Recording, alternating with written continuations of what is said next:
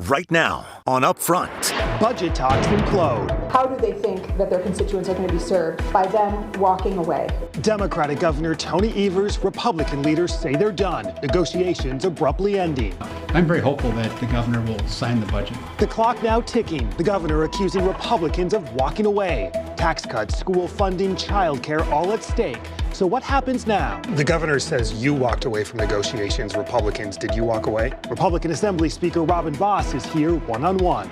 The big, beautiful bill. My phone is ringing off the hook. Literally thousands of people are calling in. Fireworks in Washington, Republicans pushing back. President Trump did point out that, Ron, you're being so negative. Elon Musk, President Trump torching their relationship. Now the new estimates, the deficit, impacts to Medicaid and the states. Wisconsin's Medicaid Director Bill Hanna is here with what it means in Wisconsin. Plus, ABC News Washington Bureau Chief Rick Klein on the politics of it all. This is Upfront with Jaron Jordan and Political Director Matt Smith.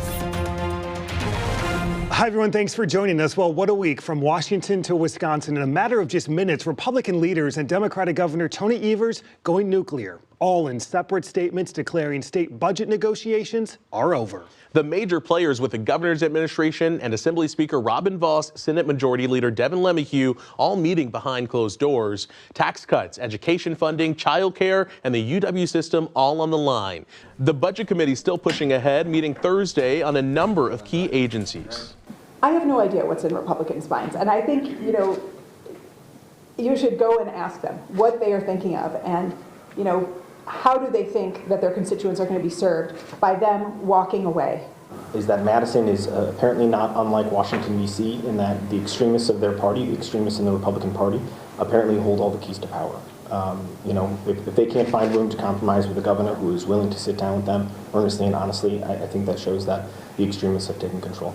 With that, let's bring in Republican Assembly Speaker Robin Vos. Speaker, good to see you like always. Thanks for having me on, man. The governor says you walked away from negotiations. Republicans, did you walk away? We didn't really walk away, but at the point where we had literally spent 6 weeks, and every time we got together, it was asking for more and more money when we had already gone probably beyond where we should have. So I think we got to the point of saying if we want to get a budget done by the end of July, and the governor's people really aren't moving and being a little bit unreasonable knowing what our positions are, for the people of Wisconsin, we want to get the budget done on time. So we said, yeah, we're going to start the budget. Now look, we're on kind of a dual track. If the governor wants to come back and sit down and talk about it again, I am always open to hearing good ideas and trying to find a consensus.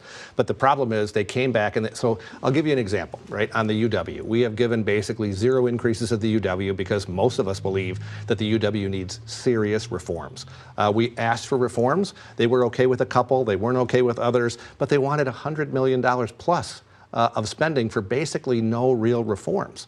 One of the things that we wanted was a guarantee that you would have every professor teaching at least 12 credits, so 12 hours in the classroom for a full-time job, and they just couldn't get there. So on a lot of things, we weren't asking for something that's super controversial. I mean, Ohio State already does this 12-credit requirement. We could have gotten it in Wisconsin, so every parent would know our kids can get out of college quicker, they'll be taught by faculty, and in exchange for that, we were willing to provide some resources. Take me inside these negotiations. I mean, how intense were they? Who was in the room, and what were these conversations like? Look, they were super intense. I mean, we had the Fiscal Bureau there. We had, the governor's staff was there. Legislative leaders were there. I mean, we really had an opportunity to go through different issue areas and talk about what our priorities were.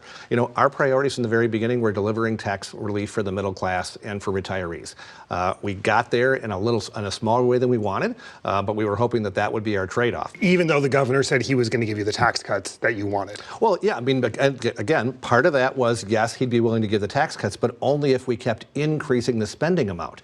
Every time we met, they could never get to a yes to say, we're willing to give an actual increase to the UW system for the first time in a decade. But because it wasn't exactly how much they wanted, or it wasn't in their mind a big enough increase, they walked away and said, we can't do that, it's too small. Well, at some point, I negotiate a lot, that's part of my job. Asking for things that the other side can never give isn't true good faith negotiations. Now, I think all the way through we tried very hard to find the middle, but at the end, I feel like Republicans were way beyond the middle, but it just wasn't quite enough for the governor. What was the tax cut that was agreed upon? Well, the Republicans in the Assembly have always, and we're going to still work on this, it's going to hopefully be in the budget that goes to Governor Evers. We believe that tax relief should be in the middle class, and we also believe that it should be something that's focused on retirees, keeping more people here in Wisconsin by having a lower tax burden and hopefully not having people move to a warmer climate unemployment for 6 months a year. Retirement, So, the retirement income, yeah. So I mean, that's something that I feel like, the governor really didn't like those ideas, but we didn't like a lot of his spending, so we were trying to look for things to say, how do we find that consensus? The governor says Republicans have refused to invest in public school education, child care counts, child care in the UW system. Did you not come to the table on that end? That's a lie. A lie. Yeah, I mean, we're willing to do it, just not as much as he wanted. I mean, that's the difference. When you read that statement, it makes it sound like we were at zero. We weren't at zero on any of those topics, right? We tried to find a way to invest in childcare that actually went to the parents and to make sure that we weren't just having it go to businesses, right? We tried to find a way to look at education so that money would actually go back to school districts all across the state. It just wasn't enough for what he wanted. We found a way to get money into the UW for the first time in almost a dozen years, but because it wasn't as much as he wanted, he wasn't willing to take a smaller win. What was your UW cap at? So, obviously not the $800 million they want. I'm not going to get into every single detail, right? I mean, that's not my goal, but the whole idea is there was money in each of those buckets, right? For childcare, for K-12 education, and for the UW system. Now, you're going to see as we go through the budget, Republicans are going to have to put our ideas out there. They'll be in public, so you'll be able to see those. So will the citizens who are watching. And you'll see we're going to make investments in childcare. We're going to make investments in the K-12. We're going to talk about the UW system and how we can reform it. All those will be on the table as we go forward. Let me ask you about what's happening in Washington and what the president has called the big, beautiful bill and the impact here in Wisconsin. How worried are you about the impact just on state dollars that this legislation could have? I'm not all that worried. I think there is so much hyperbole and exaggeration from my friends on the left.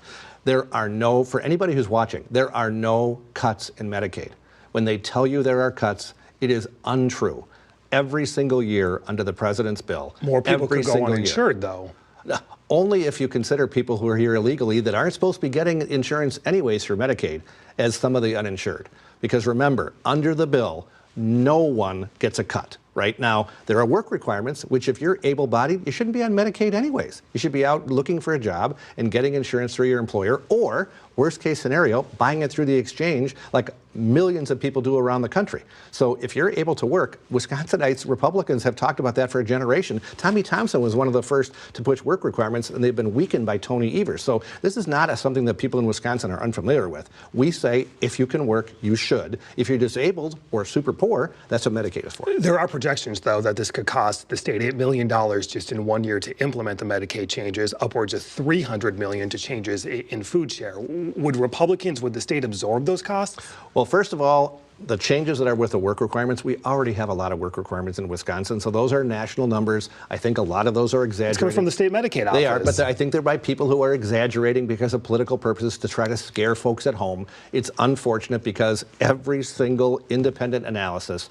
shows that under the governor's plan, under the president's plan, Medicaid spending is going to go up every year for the next decade. Now, frankly, I kind of agree with Ron Johnson that we have a hard time affording the spending at the federal level. So I want to make sure that we have something that is sustainable for states, because I don't want 10 years from now to have massive reductions that are actual real cuts because we haven't reformed the programs now. So you have no concerns that the state could be on the hook for hundreds of millions of dollars that the federal government once picked up? No, because again, I look at this, I think so much of it is exaggeration and hyperbole. Until there's a bill signed into law and we see what the actual results were, this is all politics. And you're not going to wait on this to pass in terms of moving forward with the state budget? No, I mean, our state budget has to pass by the end of June. That's our goal, to have it passed by July 4th. You think it still will pass? I do. I'm pretty confident, yeah. Before I go, I want to get your thoughts on Elon Musk. There's been a rapid breakup between him and President Trump just in recent hours. What is your thought on him and that relationship at this point?